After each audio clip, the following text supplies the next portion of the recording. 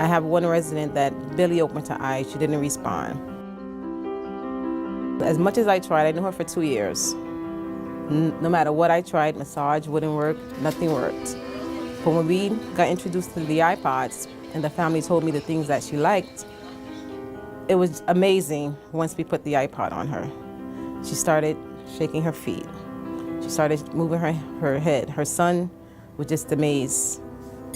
Okay, can we stop? Because now I'm getting all I'm seeing her all over again.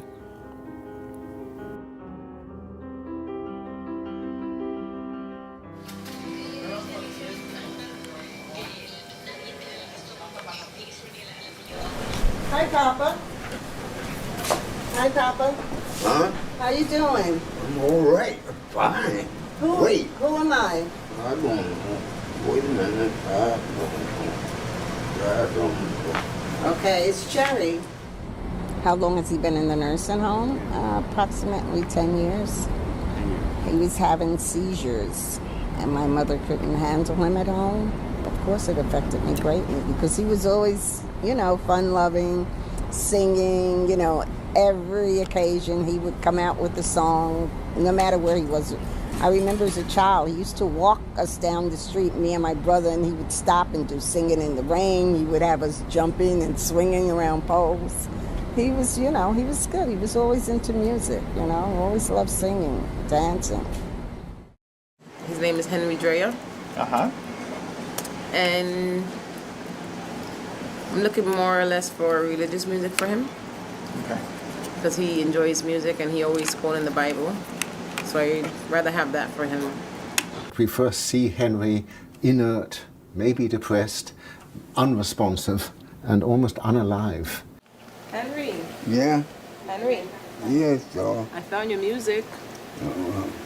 You want your music now? What's up to you? Okay, let's try your music, okay? And then you tell me if it's too loud or not. Then he is given an iPod containing, we know, his favorite music.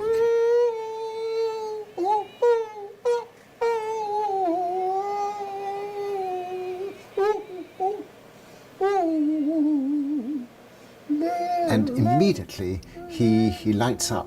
His face assumes expression, his eyes open wide. He starts to sing, to rock, and to move his arms, and he's being animated by the music. And he used to always sit on the unit with his head like this. He didn't really talk to much people. And then when I introduced the music to him, this is his reaction ever since.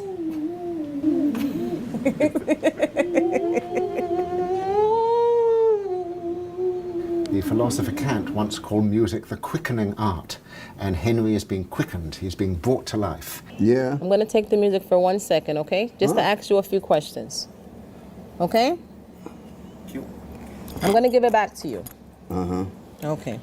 The effect of this doesn't stop, because when the headphones are taken off, Henry, normally mute and virtually unable to answer the simplest yes or no questions, is quite voluble. Henry, Yeah? do you like the iPod? Do you like the music you're hearing? Yes. Tell me about your music. Well, I don't have one, I mean. Do you like music? Yeah, I'm crazy about music. You play beautiful music, beautiful sound. Beautiful. Did you play music when you were, did you like music when you were young? Yes, I went to big dances and things. What was your favorite music when you were young? Well, I guess, Cab Calloway was my #1 band guy I liked.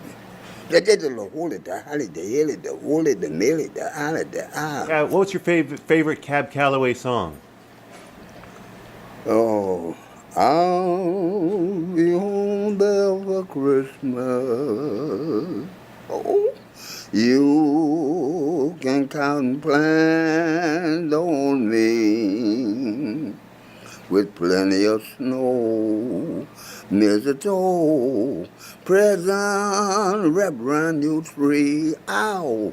So in some sense, Henry is restored to himself.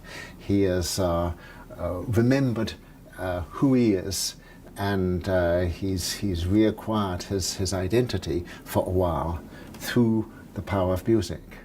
What does music do to you? It give me the feeling of love, romance. Figure right now the world need to come into music, singing. You got beautiful music here. Beautiful, oh, lovely.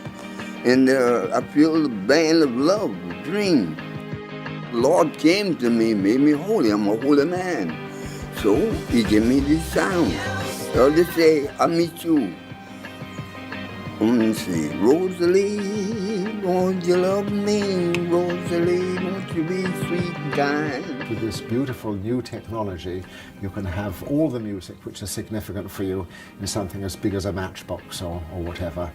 And I think this may be very, very important in helping to animate, organize, and bring a sense of identity back to people who are out of it. Otherwise, music will bring them back into it, into their own personhood, their own memories, their own autobiographies. This is what Marie is hearing through her headphones, Summer Wind. She claps along to one of her favorite tunes, while Dottie dances to Cheek. At a glance, they're doing what lots of people do when they hear music, sing or dance. But what's so remarkable about this is that these women suffer from dementia and are very often nonverbal. They told us that she couldn't speak. She really couldn't form words. When I played Frank Sinatra for her, she started telling me about how she went to a Frank Sinatra concert. And I thought that was so amazing. When the Lake House Music Academy students watched the award-winning documentary Alive Inside, which focuses on the healing power of music and its ability to combat memory loss, they were inspired to impact those afflicted with dementia in their own community. So the teens decided to take part in the Alive Inside Foundation pilot program. Because music is processed and stored in every part of our brain like nothing else is, it stays with us. It stays with someone with dementia when they may seem like they don't remember anything. The music of their life, it's still there. Before starting the program, the students were trained to work with people suffering with dementia. The Alive Inside Foundation offers resources to help volunteers understand aging, dementia, music, and the brain. After the training process, the students were paired with elders. They called them their adopted elders, and they spent 6 months getting to know them and their favorite music. Dementia educator Fran Panella wants the students to empathize with their adopted elders. For the past year, the teens worked with residents of United Methodist Communities Francis Asbury in Ocean Grove. They listened to music with these headphones. And why do we use headsets? Well, someone with dementia cannot absorb all this different stimulation. So music can be playing in a room, but there's also people moving around and all these things. And if their brain is not really processing properly, then they're barely hearing that music. But when you're putting on a headset, everything else is drowned out. But I don't enjoy it half as much, dancing cheek to cheek. Bernice's blue eyes widened and her face lit up as she listened to Cheek. Her niece is amazed. It truly is awakening inside. Student Tyler Kaplan plays all of Bernice's favorite songs. She's listening to the music and dancing along. It's a language that we can all speak and that we all know. The age gap doesn't even matter because it's just the music that brings you together. On this day, Dottie danced and sang a few songs. This past week, we really haven't been getting much of a response from Dottie. So to see her today, back to her old self because of the kids and because of the music, is really amazing. It's a really great feeling, like seeing them so happy. Lake House Music Academy instructor Pamela Flores says the students benefit from the musical experience too.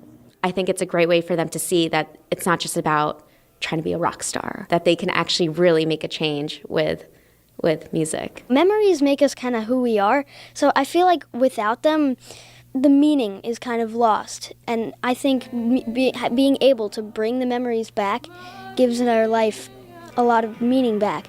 As this music brings back old memories, for these women, it helps to create new ones too. In Ocean Grove, I'm Lauren Wonko, and JTV News.